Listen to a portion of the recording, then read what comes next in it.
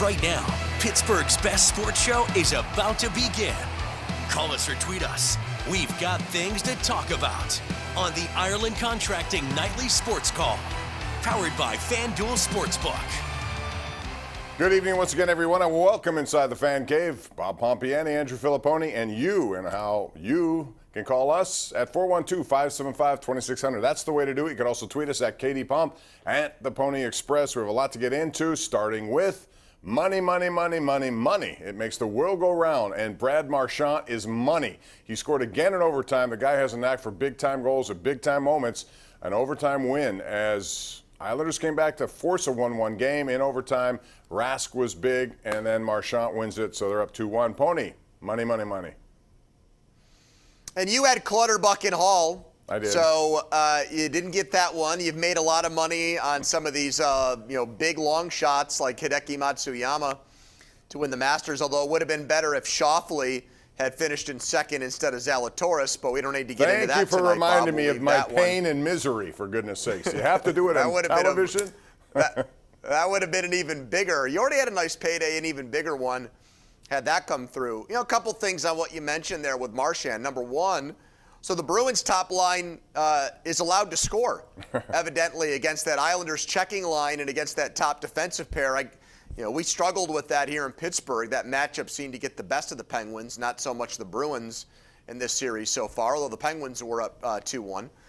The other thing, Bob, is I look at the Islanders, and the Penguins were talking about how they were a great team after they lost to them, like they were tipping their cap to this great team.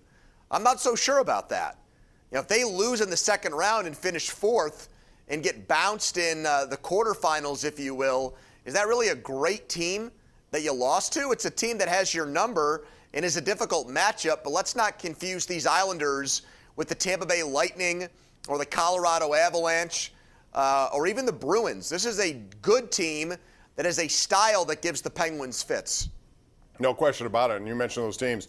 I think Colorado and Vegas, what a hell of a game that was last night. What a tremendous series that's going to be. And, Tampa Bay was down 2-0 tonight at home to a really good Carolina team. I think that game maybe going to overtime was 2-2 last check. But there's no question that, if you learn one thing about playoffs every single year, it's the importance of goaltending. And we saw it again tonight. I thought Varlamov was really good, and I thought Tuukka Rask was really good. And you have to be really good if you're going to survive in advance. And the Penguins were not. Well, I'd like to get my hands on one of those Islanders goalies, wouldn't you? I'll take Sorokin, even though he won't be available, but I'll take Sorokin. He's a rookie, technically, but he's got a lot of history on his side over in the KHL. I'd even take Varlamov, over what the Penguins have, if the price was right. There are a lot of guys that I think are going to be available this offseason. I think the Kings are going to try to unload Jonathan Quick and probably pay, just like they did with Jeff Carter, a big part of his salary to keep their rebuilding process going. I'd like a guy like that that's been in net for 2 Stanley Cup victories, even though he's older. But then again, so is Marc-Andre Fleury. A guy that's very accomplished and has won, Conn Smythe Vezina stuff, has been a big game player, but has just been stuck on a very bad team. Anton Khudobin is another guy that's probably going to get dealt this offseason in Dallas. He was in the Stanley Cup final last year and got red hot for them. So these are guys that are available, but if you listen to the Penguins brass, it sounds like they want to give Tristan Jarry another shot. And they also must be confident that Casey DeSmith is going to be healthy and good when called upon. So I don't agree with that strategy.